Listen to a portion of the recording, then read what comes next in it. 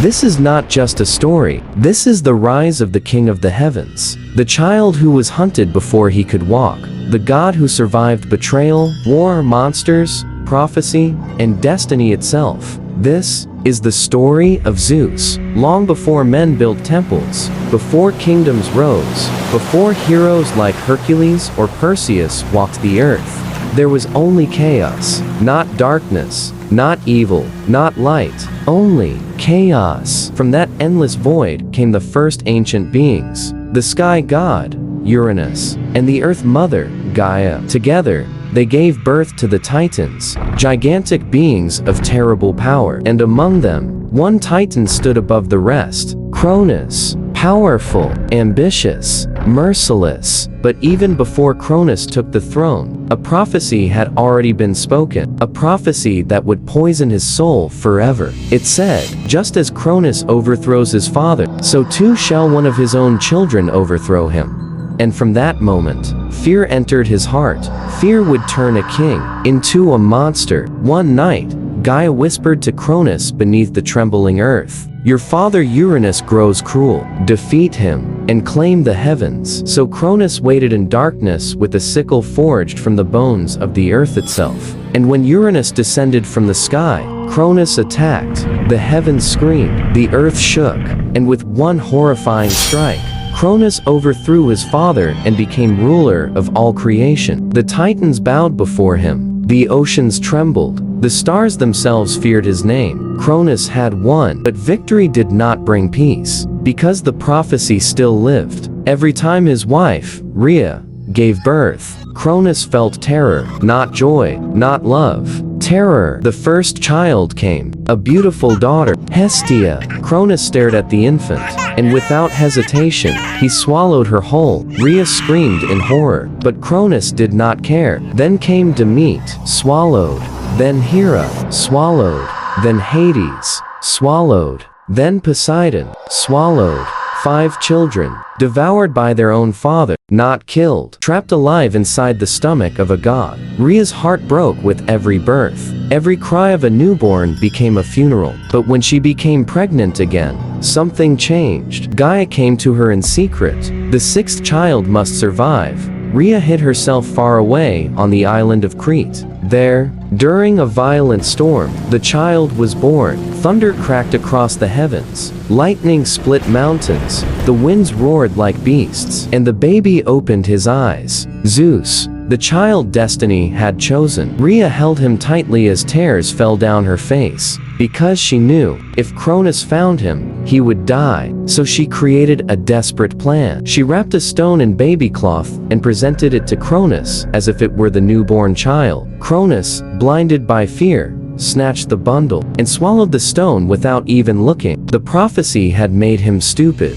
and that mistake would destroy him. Meanwhile, baby Zeus was hidden deep inside a sacred cave on Crete. There, mystical nymphs raised him in secret. A magical goat named Amalthea fed him with divine milk. And to hide the baby's cries from Cronus, warriors called the Curetes clashed their shields and spears together every time Zeus cried. Bang, bang, bang. The sound echoed across the mountains, so the king of the Titans would never hear the child destined to end him. Years passed. Zeus grew strong, but not merely strong like a man, strong like a storm. Even as a child, strange things happened around him. Clouds gathered when he became angry. Lightning flickered at his fingertips. The air itself obeyed him, and deep inside burned a question. Why am I hidden? Eventually, the truth was revealed. His father was Cronus. His siblings were prisoners, and the world suffered beneath Titan rule. Zeus stood silently after hearing the story. Then he looked toward the heavens and swore an oath. I will free them. I will destroy Cronus, and I will become king. But overthrowing the ruler of the universe would require more than strength. It would require war, the greatest war mythology would ever know. Before Zeus could fight Cronus, he needed allies. So he descended into darkness itself. Deep beneath the earth was Tartarus, a prison so terrible even gods feared its name. There, Cronus had imprisoned monstrous beings known as the Cyclopes and the 100-handed ones. Creatures with unimaginable power, Zeus shattered their chains, and the monsters knelt before him. Out of gratitude, the Cyclopes forged weapons for the young god. For Poseidon, the trident. For Hades, the helm of darkness.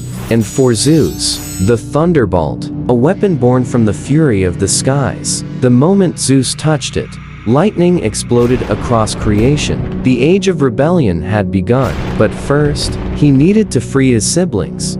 Zeus disguised himself and entered Cronus' palace. Some legends say he became a servant, others say a cupbearer, but all stories agree on one thing. Zeus tricked Cronus into drinking a magical potion. The Titan King suddenly convulsed, his stomach twisted violently. Then, one by one, the swallowed gods came bursting out. Hestia, Demeter, Hera, Hades, Poseidon, alive. After years trapped inside darkness, the Olympians were reunited, and together, they declared war. The sky darkened, mountains cracked apart, oceans exploded against the land. This war would become known as the Titanomachy, the War of the Titans. For 10 years, the universe burned. Titans hurled mountains across the earth. Lightning shattered continents. The seas boiled. The dead piled endlessly. Zeus became the center of the storm, flying across battlefields wrapped in thunder and fire. Every strike of his thunderbolt destroyed armies. Every roar shook heaven itself. But Cronus was still terrifying. Ancient, gigantic, nearly unstoppable. Father against son, destiny against fear. At last, the final battle came. The Titans marched against Mount Olympus. The heavens trembled beneath their footsteps. Zeus rose into the storm clouds above them. Lightning surrounded him like living serpents. Cronus lifted his massive weapon and roared, "You dare challenge me, child?" Zeus answered, "I am no child anymore." And then, the sky exploded. Thunderbolts rained like divine wrath. The 100-handed ones hurled entire mountains at the Titans. Poseidon shattered the seas. Hades moved through shadows like death itself. One by one, the Titans fell, until finally, Cronus stood alone, bleeding, broken, defeated. Zeus unleashed one final thunderbolt, so powerful that the heavens themselves went white. And Cronus, the king who swallowed his children, fell. The prophecy had come true. The hunted child had become ruler of the universe. The Titans were chained inside Tartarus forever, and Zeus ascended the throne of Olympus. Now, he was no longer merely a survivor. He was the king of the gods, the lord of thunder, the ruler of heaven, the master of storms. But power never brings peace for long, because monsters still existed, and one of them was coming for Zeus. It named Typhon. When Typhon rose, the world entered chaos. Gods fled in terror. Some legends even say the Olympians transformed into animals to escape him. But Zeus stood his ground. The final battle between Zeus and Typhon became one of the most violent conflicts in all mythology. Typhon hurled flaming mountains. Zeus answered with lightning storms. The earth split open beneath them. The seas rose into massive walls. Entire forests vanished in fire. At one point, Typhon overpowered Zeus and ripped the tendons from his body, leaving the king helpless. The universe nearly fell, but Zeus escaped, and when he returned with fury. He rose into the skies surrounded by endless lightning. Thunder roared so loudly that the stars shook. Then Zeus unleashed a storm unlike anything creation had ever seen. Bolt after bolt after bolt. Typhon screamed as divine fire consumed him. Finally, Zeus buried the monster beneath Mount Etna, and from that day on, every volcanic eruption was said to be Typhon raging beneath the mountain. Now, Zeus ruled uncontested. Olympus became the center of divine power. The gods feasted, the heavens shined, mortals prayed in fear and awe. But Zeus was not merely a warrior king. He became a symbol of justice, of kingship, of divine authority. When rulers swore oaths, they swore by Zeus. When storms came, people believed Zeus was speaking. When lightning struck, they believed the king of heaven was angry. Yet Zeus himself was deeply flawed. He could be wise, but also cruel, loving, but dangerous. merciful, but terrifying. His passions created countless stories. He fell in love many times with goddesses, queens, mortals, and from those unions came legendary children. Athena emerged from his head fully armored after Zeus swallowed her mother to prevent another prophecy. Apollo and Artemis became masters of the sun and moon. Mars embodied bloodshed and violence, and Hercules became perhaps the greatest hero in Greek legend. But Zeus' actions also created hatred,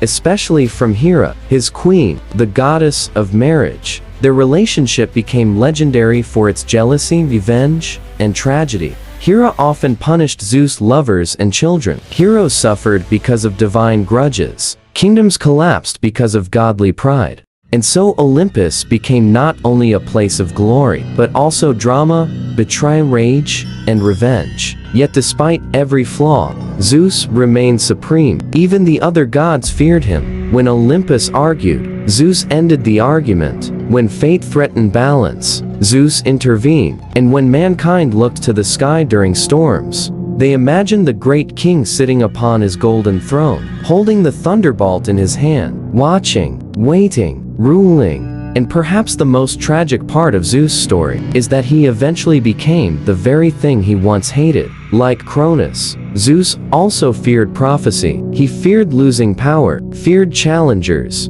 feared destiny. Again and again, Greek mythology reminds us of one terrifying truth. Power changes everyone. The child hunted by fear became a ruler feared by others. And that is why the legend of Zeus survived for thousands of years. Not because he was perfect, but because he represented humanity itself. Ambition, love, wrath, power, jealousy, hope, fear, the storm inside every soul. And somewhere, beyond the thunder, the ancient Greeks believed Zeus still ruled the heavens. Because whenever lightning tears across the sky, it feels as though the king of Olympus is still there, watching the world below, with thunder in his hands. Like and subscribe to the channel.